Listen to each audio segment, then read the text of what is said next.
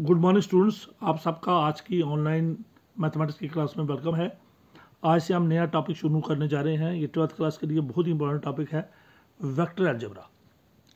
तो चलिए let us start. आपको पता कि आपने फिजिक्स में भी पढ़ा कि वेक्टर क्वांटिटीज जो होती हैं, फिजिकल क्वांटिटीज जो होती हैं, वो दो तरह की होती हैं। एक होती हैं स्केलर क्वांटिटीज़। फिजिकल क्वांटिटीज़ की दो टाइप्स होती हैं, एक होती है स्केलर क्वांटिटीज़ और दूसरी होती है वेक्टर क्वांटिटीज़। स्केलर क्वांटिटीज़ वो क्वांटिटीज़ होती हैं, scalar quantities are those quantities which have only magnitude but no direction। जिस तरह हम कहते हैं टाइम 10 बजे की कोई डायरेक्शन नहीं है। मास 5 किलो की कोई डायरेक्शन नहीं है।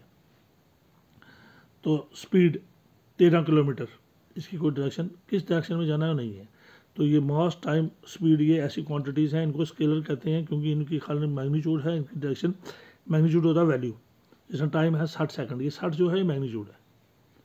जैसे आप कहते हैं मास 5 किलो, तो ये जो केजी है ये मैग्नीट्यूड है। ये जो 5 लिखा, 5 जो है ये मैग्नीट्यूड है। स्पीड 30 किलोमीटर, ये जो 30 है ये मैग्नीट्यूड है। तो ऐसी क्वांटिटीज़ जिनमें खाली मैग्नीट्यूड हो उनको क्या कहते हैं, स्केलर क्वांटिटीज़। और वेक्टर क्वांटिटीज़, तो वेक्टर अलजेब्रा में हमने वेक्टर क्वांटिटीज़ के बारे में ही पढ़ना है। Vector quantities are those quantities which have both magnitude as well as directions, तो ऐसी क्वांटिटीज़ जिनमें मैग्नीट्यूड भी हो और डायरेक्शन भी हो। तो जैसे हम कहें 5 kilometre in the direction of north, यानी कि 5 किलोमीटर हम जा रहे हैं नॉर्थ की तरफ, तो ये है हमारी वेक्टर क्वांटिटी, क्योंकि 5 जो है वो मैग्नीट्यूड है और नॉर्थ जो है, नॉर्थ की डायरेक्शन जो है वो डायरेक्शन है। नॉर्थ जो है वो डायरेक्शन है। तो जिसमें मैग्नीट्यूड और डायरेक्शन दोनों चीज़ें हों उसको हम क्या कहते हैं, vector quantities. For example force, weight हमेशा नीचे की ओर आता है, डायरेक्शन होती है इसकी। फोर्स, हम किसी पर्टिकुलर डायरेक्शन में फोर्स लगाते हैं, तो इस तरह की क्वांटिटीज़ को हम कहते हैं vector quantities. So scalar quantities are those quantities which have only magnitude, जिसमें खाली वैल्यू होती है, डायरेक्शन नहीं होती। और वेक्टर क्वांटिटीज़ वो होती हैं जिनमें मैग्नीट्यूड भी होता है और डायरेक्शन भी होती है। तो चलिए, vector, a directed line segment, अगर हम एक लाइन डालें A B is a vector, it is denoted by A B with arrow और ए विद एरो। सो अगर एक लाइन सेगमेंट है ए बी, एक लाइन खींची ए बी और उसकी डायरेक्शन भी है, यानी कि डायरेक्टेड लाइन सेगमेंट है, तो इस तरह की डायरेक्टेड लाइन सेगमेंट को हम क्या कहते हैं, वेक्टर। तो इसको किससे पहचानते हैं हम, या तो ए बी के ऊपर एरो डालते हैं या ए के ऊपर।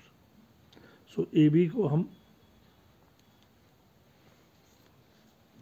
या तो वेक्टर ए के ऊपर एरो डालते हैं। सो ए बी जो है ये ए बी जो है ये डायरेक्शन वाला एक लाइन सेगमेंट है, तो इसको कहते हैं डायरेक्टेड लाइन सेगमेंट। तो ये जो डायरेक्टेड लाइन सेगमेंट होता है इसी को हम वेक्टर कहते हैं। So a directed line segment A B is a vector, तो इसको क्या कहते हैं, वेक्टर। तो जो भी डायरेक्टेड लाइन सेगमेंट होता है इसको वेक्टर कहते हैं। और इट इज़ डिनोटेड बाय, और इसको directed line segment A B को कैसे पहचानते हैं, ए बी, और जब ऊपर एरो डालते हैं इट मीन्स ए बी एक वेक्टर है और ए वेक्टर। तो जो भी डायरेक्टेड लाइन सेगमेंट है that is a vector and it is denoted by A B और ए। इसका इनिशियल पॉइंट है, स्टार्टिंग पॉइंट, और जहाँ पे ख़त्म होता है बी पे उसको हम कहते हैं टर्मिनल पॉइंट। सो ए इसका इनिशियल पॉइंट है and B is the terminal point. चलिए आगे बढ़ते हैं। अब टाइप्स ऑफ वेक्टर्स, पहला वेक्टर होता है zero vector, a vector whose initial and terminal points coincide is called as null vector और जीरो वेक्टर। अब देखो, एक वेक्टर ऐसा जिसका इधरी इनिशियल ए है और उधरी बी है, ए की पॉइंट उधरी ए है और उधरी बी है, यानी ए। So it is noted by zero के ऊपर एरो डाल दो, तो ये हो गया जीरो वेक्टर या null vector. Vector A B B represents zero vector. तो जीरो वेक्टर या नल वेक्टर वो वेक्टर होता है जिसमें initial point and terminal point coincide करें। जहाँ पे इनिशियल पॉइंट होगा वहीं पे टर्मिनल पॉइंट होगा, तो उसी बिंदु के पास ए है, उसी बिंदु के ऊपर बी है, तो इट मीन्स लाइन है ही नहीं। तो इस तरह के वेक्टर को हम कहते हैं जीरो वेक्टर, और it is denoted by zero with arrow और ए डैश या बी डैश। तो ये हमारा जीरो वेक्टर है। तो जिसका इनिशियल पॉइंट और टर्मिनल पॉइंट, स्टार्टिंग पॉइंट भी जहाँ पर हो वहीं पर टर्मिनल पॉइंट हो, उस तरह के वेक्टर को हम कहते हैं zero vector. Unit vector, a vector whose magnitude is unity, ऐसा वेक्टर जिसकी वैल्यू 1 के बराबर है, ऐसा वेक्टर जिसकी वैल्यू 1 के बराबर है, यूनिटी के बराबर है, यूनिटी होता है 1, is called a unit vector. इस तरह के वेक्टर को हम यूनिट वेक्टर कहते हैं। It is noted bye A cap, ये जो ऊपर वाली डायरेक्शन है ये एरो नहीं है, ऊपर जो ये बना हुआ है इसको कैप कहते हैं। तो यूनिट वेक्टर वो वेक्टर होता है जिसका मैग्नीट्यूड 1 होता है और इसको किससे पहचानते हैं, ए कैप से। इसी तरह हमारा तीसरी टाइप है को इनिशियल वेक्टर। तो 2 और more vectors having the same initial point are called as co-initial vectors.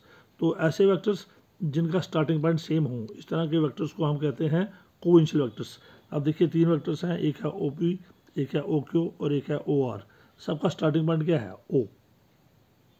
O P, O Q और ओ आर, ये 3 वेक्टर्स हैं, सबका स्टार्टिंग पॉइंट क्या है, ओ।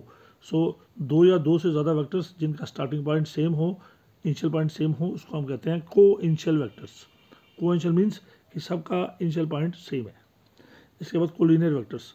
2 or more vectors are said to be collinear if they are parallel to the same line irrespective of their magnitude and direction।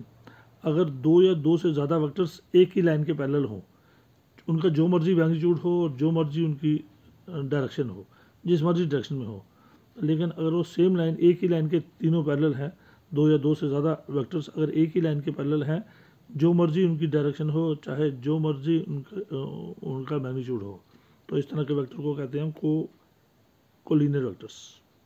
ठीक है, vectors 2 और more vectors which are parallel to the same line are called as collinear vectors. ये याद रखने आपने सबकी definition है। और 5वां है equal vectors. 2 vectors A and B are said, vector A के ऊपर एरो डालो तो वेक्टर बन जाता है। 2 vectors A and B are said to be equal if they have same magnitude and direction regardless of the position of their initial points, and written as vector A is equal to vector B. So 2 vectors A and B are said to be equal if they have same magnitude and direction। तो ऐसे vectors जिनकी same magnitude और direction हो, value भी same हो, direction भी same हो, तो इस तरह के वेक्टर्स को हम कहते हैं equal vectors regardless of their position of their initial points। तो उनके इनिशियल पॉइंट्स जहाँ मर्जी हो उससे कोई फर्क नहीं पड़ता है। लेकिन अगर 2 वेक्टर्स ए और बी, उनका मैग्नीट्यूड और उनकी डायरेक्शन सेम हो, यानी कि ए भी 5 है तो बी भी 5 होना चाहिए, और ए भी अगर नॉर्थ की तरफ जा रहा है तो बी भी नॉर्थ की तरफ जा रहा है, तो इस तरह के वेक्टर्स को हम कहते हैं इक्वल वेक्टर्स। या ए की वैल्यू अगर 10 है, वेक्टर ए की वैल्यू 10 है और वेक्टर बी की वैल्यू भी 10 है, और ए भी जा रहा है साउथ की तरफ और बी भी जा रहा है साउथ की तरफ, तो इस तरह के वेक्टर्स को हम कहते हैं इक्वल वेक्टर्स। और कैसे लिखा जाता है, vector A is equal to vector B. So कल इसको हम फिर कंटिन्यू करेंगे। आज सारी डेफिनेशंस को अच्छी तरीके से याद करना, वेक्टर की डेफिनेशन क्या है और वेक्टर कैसे लिखा जाता है और उसकी टाइप्स क्या हैं। अच्छे तरीके से इसके नोट्स बनाइए और इसको याद लर्न कीजिए और समझिए। कल इसको फिर कंटिन्यू करेंगे। Thank you very much and have a nice day.